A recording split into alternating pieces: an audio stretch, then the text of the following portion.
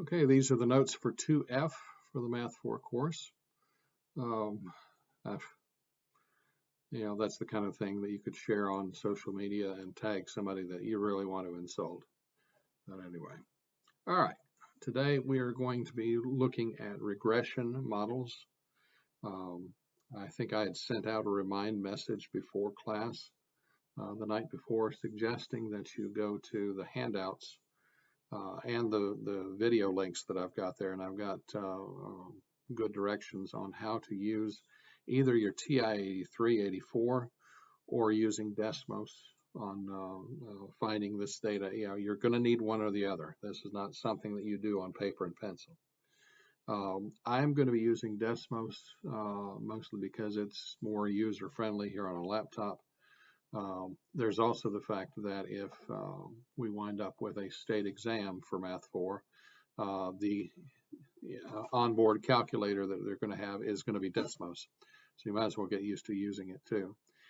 All right, let's dig into the first one. This is a data set talking about the price of first class postage for a 1 ounce letter. And if you're starting from 1970, then I guess this would interpret that down here in 1971, stamps were 8 cents a piece. And by the time you get up here, 1970 plus 29, that would be 1999. Postage was 33 cents to mail a letter. And, you can see the steps in between. So what I'm going to do is I'm going to go split screen here. I don't know what. Oh, that's because I'm only inside of this window. All right, I'm going to have to, where is that? There, that is. No, that's not what I wanted to do. Hang on. All right, took me a minute to get this thing set up to where I could type in it. When you are in Desmos, there's this little plus. This is normally the place where you would type, y equals 2x plus 3. And you would see it graphing over at the right. I can drag this over a little bit and you can see there's a little bit of a red line there. And, it's going to graph it for you. Well, we're going to do something a little different with regression models. We're going to do plus, and we're going to add a table. And that table is where we're going to put in all of this. This is like the L1s and the L2s in your TI-84. And so I'm going to let the T's be the the X's. 1, 4, 5, 8, 11, 11, 15, 18, 21, 25, 29. And then I'm going to go back over here and type the rest. 8, 10, 13, 15, 18. Whoops, that was not an 18. 20, 22, 25, 29, 32, 33. All right. Now, I'm going to drag this guy over here. We are going to shrink it down, and you can see that it has been plotting all of those points. Now, they look reasonably in a straight line. We can ask Desmos to give us a more precise straight line, and here's what we do. And again, we're not expecting a line that passes through every point. We're not expecting an exact thing. We're asking it for a line of best fit, which means it's approximate. So what you're going to do is you're going to say y sub 1, which immediately, and all I had to do was type in a y and then a 1. And because, if I meant 1y, I'd be typing the 1 in front of it. But because I'm typing the 1 after it, it automatically assumes that you mean for it to be a subscript like that. And so it will accommodate. And then I usually have to type in that little tilde. That would be, approximately something like that. I use the one I've got on the keyboard, on my laptop keyboard, just to the left of the number 1. Now, if you don't have one on your keyboard, you can always pop up this keypad, and it's actually under ABC down here at the bottom. And it's you can't really see it that well, but it's right over here next to the parentheses and the brackets. But that's if you have to go that way with it. If you've got one on your keyboard, then you can just type the little tilde and move on. M, X, sub 1. And again, I'm just typing a 1 after the X, and Desmos knows what I mean, plus B. And you can see a nice little equation, or a nice little line there, that it reasonably looks like it goes right down the middle between those points. Now, I want you to see something really, really important here, because in these values, we get an awful lot of information. For instance, y equals mx plus b, there's your m, and there's your b. Wow. That means we can come back over here and write out, let's see if I have, I don't think I have my pen up yet. All right, let's see if that does the trick. Yes, although I am going to have to, no, that's not what I wanted. What in the world? Oh, I've got 2 of these. No, this is my notes. Okay, that's what's going on. All right, trying to squeeze multiple things into a little window while I'm recording is lots of fun. All right, so there's m equals 0.947. I could say 0.947 x, and then there's b is 7.71186. I'm just going to say 7.7.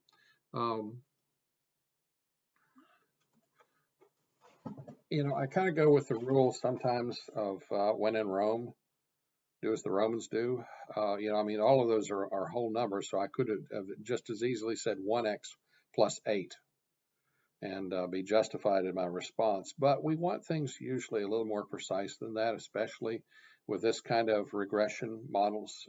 Usually the purpose of a regression model is to make a prediction on something. You know, I've got data on certain situations. I've got data on, you know, 1971 and 1974 and 1975 there, the 1, the 4, the 5. But what about 1977? You know, I don't have what if they had decided in 77 to change the value. Excuse me. I know you needed to hear that. We would be able to use this formula to make a projection on what the change might have been in 1977. And so that's where some of these decimal points, you know, if we round too much and then we plug something back in and we turn the crank one more time, we may experience what they call drift. That because you have rounded too early in the process or too high in the process, some of your answers may drift from the truth because of the rounding error. And so a lot of times I have a tendency, you know, I'll look at something like 0.947 and I see a 0 after that, and I'll just kind of consider that 947 are the important decimals and that anything after that is not going to make a whole lot of difference. And the same thing with 7.711. That's not going to make a whole lot of difference. Now, what gets interesting is when we start, you know, playing this rounding game, and then we start plugging variables in, and we start noticing that, you know, when we do our little rounded formula, we get one answer. But when we'll have ability to check this on Desmos, and it may expose some of our rounding drift more than we want it to. But anyway, that's the deal with the first one. That's linear, and that's the way that the equation looks, is y sub 1 tilde mx sub 1 plus b. Now, let's move on, and I included that in my notes, because for all I know, next year I'm going to be doing this on the board in the classroom in front of real people. Now, here we have a situation where we have a catapult that is tossing pumpkins, and depending on how many degrees, you know, level with the ground, you know, 20 degrees up from the ground, 30 degrees up, 40, and so on.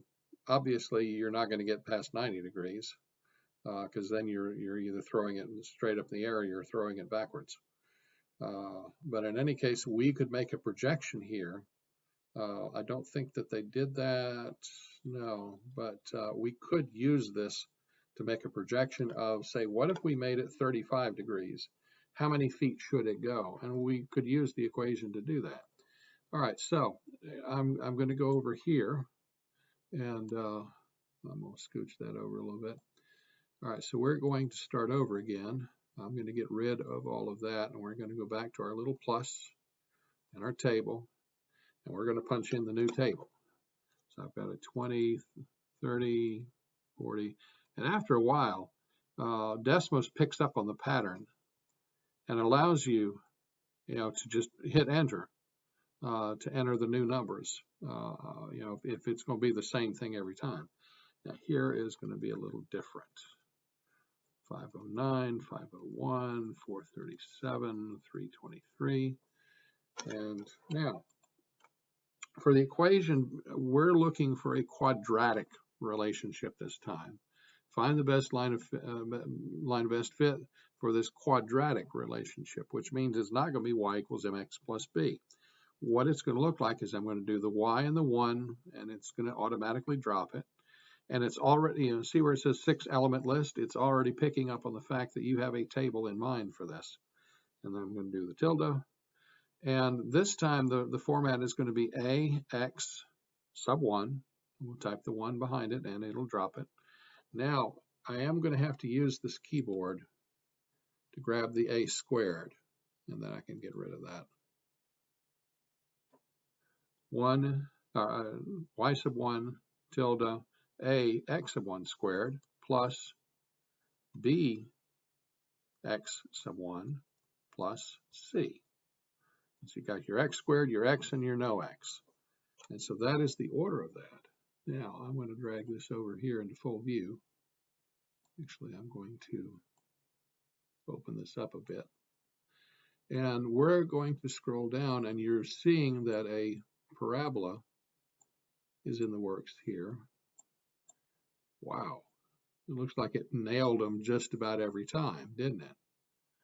That is almost the perfect parabola. Well, here's where I'm going to share with you one thing that shows up over here, and that is r squared. R squared tells us just how close to the line these dots are getting. Just how good is our best fit line. The closer that it gets to 1, the number 1, the higher the number like that, the better the fit. And so this is telling us 0.9993. It's kind of like, son, you just about nailed it. That's what it's saying. Now, notice down below the r squared, they have the parameters a and b and c. Remember, we had a x squared plus bx plus c. And so that tells us what we're going to use for our formula as we're going to write it. So that's right, it's going to pop up over top of that. I'm going to do that, and then I'm going to do that. And I will shrink him back this way. And then I'll be able to write here and say, find the line of best fit. It is y equals, a is negative 0.26. That 0.261 I don't think is going to be that significant. And then the next level is bx. So I'm going to say plus 22.59x plus 23 at 0.02. I could probably leave it at 23 and not feel guilty about it. So I think we will do that. Well, I can't get my eraser right now. But anyway, that's what the equation is going to look like. Now, so far, we haven't asked for any, let's plug this back in and see what happens. But for right now, I think, no. Let's do that. There we go. Now that I'm back to full screen again, and this was what I just showed you a minute ago of what we created. as far as a graph is concerned. Now, the next one says, follow a table that compares the car's speed with its fuel economy. Miles per gallon, I guess you would say. And so they want us to graph this, both the linear and the quadratic regression, and figure out which one's the best fit. So the first thing we're going to do is we're going to do the little plus sign and make a table. And we're going to plug in all the 15s and 20s and all the 22 3s and the 25 5s. And we're going to have a full length table there. And then we're going to do y sub 1 tilde mx sub 1 plus b, and get the linear. That's the red line that's going through the dots. And then up here we did the quadratic, ax squared plus bx plus c. And we can see that the quadratic is really hugging those dots a lot more closely. Look at the r values. R squared for the straight line is 0.12. R squared for the quadratic is 0.96. Yeah, this is a much better fit than the straight line is. And so what this is telling us is that if we are going to try and fit a line to this set of points, we are better off using a quadratic rather than a linear, because it's a better fit. The r squared, the closer it gets to 1, the better the fit. So we're going to take that information and let's see now. And all we do there is ask, ask about the equation. So let's see, I can still see it here, and I can write it up here, and we can say y equals, and I see a is negative 0.008 x squared, and then the b, that's an awful lot of significant digits. I'm almost inclined to say 746x, because the 889 just kind of bumps the 5 on up to a 6. And then the 13.47 maybe for our equation there. Now, sometimes they're going to say, they're just going to summarily say round it to the nearest hundredth. And then you've got to do it for 2 decimal places. All right, so that's what that one is all about. That's all that was required there was, type in both equations over here and look at the r squared values and figure out which one's better. Sometimes you can eyeball it and say, well, doggone it, that black curve is much better fit to those data points than the red line. So, all right, now we're going to play the exact same game. We're going to take this data set and we're going to do both quadratic and linear and see which one is the best fit. Now understand what's going on here. They're basically saying that if your wind speed is a negative number, that means you've actually got a tailwind and the wind is actually pushing you along in the 200-meter dash. That's why the change in finishing time is positive, because you've got a wind at your back and you're actually running faster than you normally would. But when we slide over to the other end of the table, when the wind speed is positive, that means it's in your face, it's slowing you down, and that's why the change in finishing time is starting to go negative over there. So anyway, when we plugged this in, this is kind of what we got.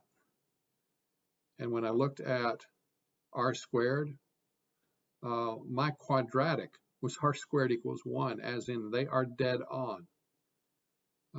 There is not a single one of those points that is not exactly on that quadratic. And so, when I look at the linear at 0.98, that's really, really good, but it's still not 0.1 or 1.0. So we are saying that the quadratic is the better fit now. Use quadratic regression to find the line of best fit in terms of S and T.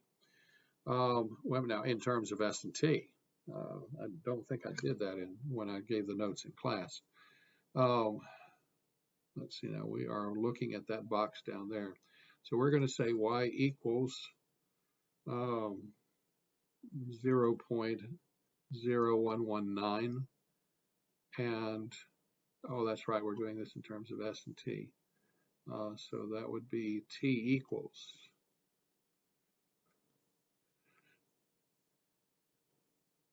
t equals s squared,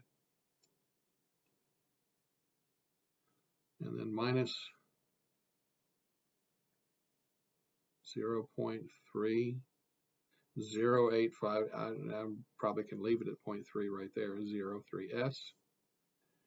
And then we would say minus, good grief, 0.0004. You almost might as well say 0. It's not going to change it. That is tenths, hundredths, thousandths, 10,000ths. It's going to change it at the 10,000th level. I don't think that's going to be significant for us. Most of what our data was up here was at the hundredths level. So I'm not worried about that. You know, we can probably leave this off altogether and just leave it with that. Now, the next question is predict the change in finishing time if the wind speed is -1. So we're going to say, we're going to bring down our formula, t equals 0.0119 s squared minus 0.3s. And we're going to fill in the blank with these.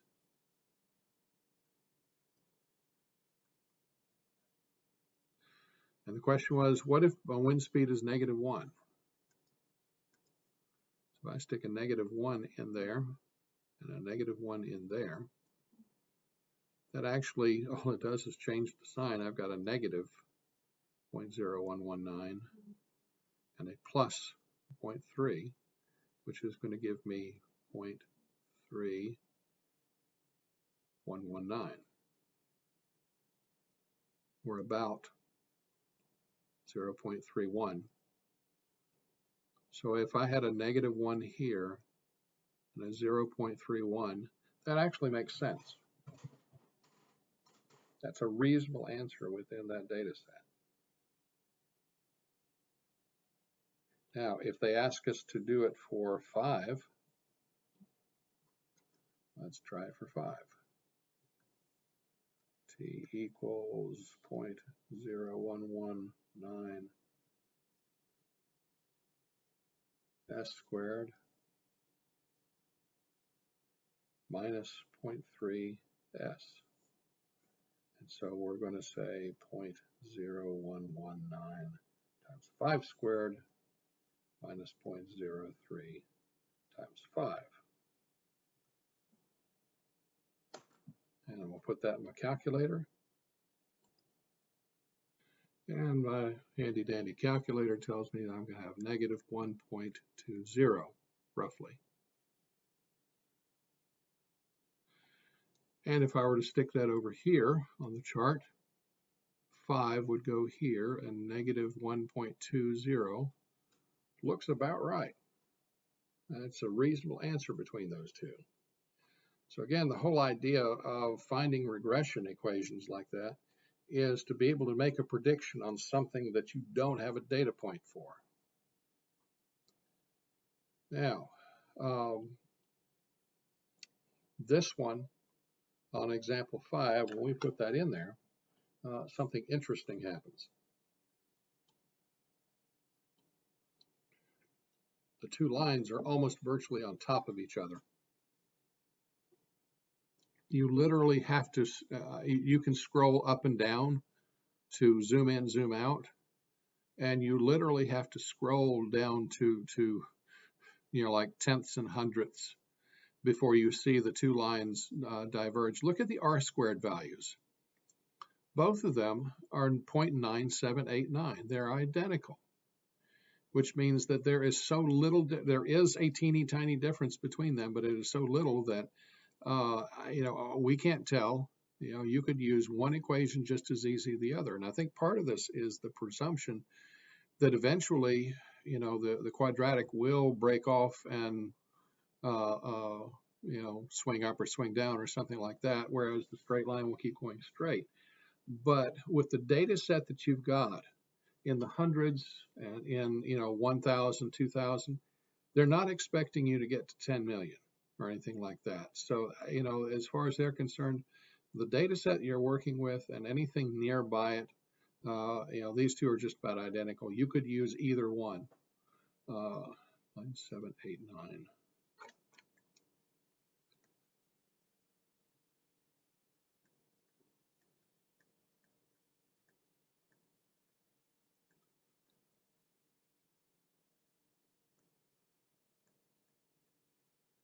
But again, in all frankness, that is only happening because the curve of the quadratic is so gentle, so indistinguishable at this point that you can't tell the difference between it and a straight line. Anyway, all right.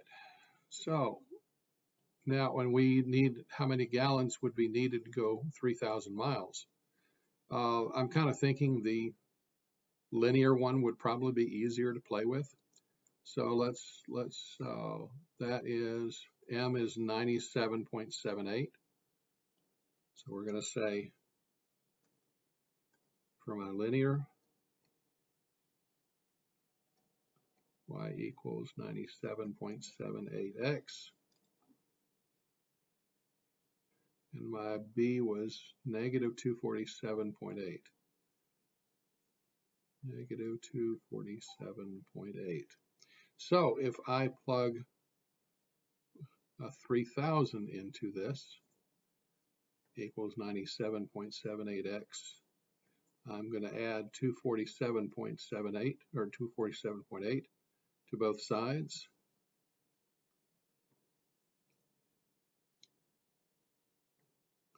I'm going to wind up with 3247.8 equals 97.78x. I'm going to divide both sides by 97 and some change.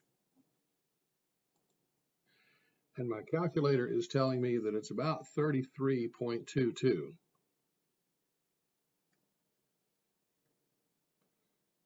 So what I'm hearing is that I should have a little more than 33 gallons if I want to go 3,000 miles on this ultralight plane.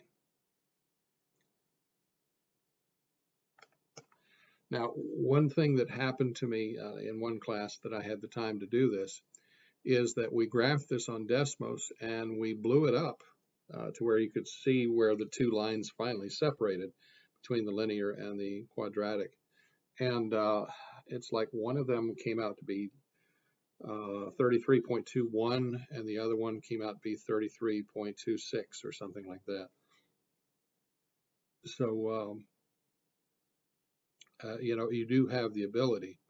I'll tell you what, I'm going to switch over to this guy. Let's see if I can bring him out where I can get him up to full size. There we go. All right, that's full size. Now, one thing that Desmos is good about, now I was using, this is the table with the 20, the 30, the 40, the 50, the 60, the 70, and they all showed up like a parabola like that. So, somebody could ask the question, what if I wanted to find, make a projection, say where x was 55, and I could go right there, and you can see that, where I am hovering where x is 55, and it tells me 474.736. Or I could drop down to 65 and make a projection there. 65.0, 64. It doesn't want to stay there. Oh, there it was. It's a very touchy thing. There we go. 65 is 386.936. And again, I can use this best fit line. I can hover on it, and so long as I'm holding my finger down, it's like I'm clicking it, but I'm not letting up. And I'm just hovering on top of it, and it can show me all of these values. I can go all the way up to 75 and see what would be a value for that. Oh, there, we just barely got it. Right at the edge of the page. Anyway, you get the idea. You get the idea. So,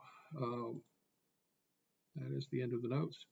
And you can see how, especially in Desmos, it's probably a little more user-friendly than it is in the TI-84.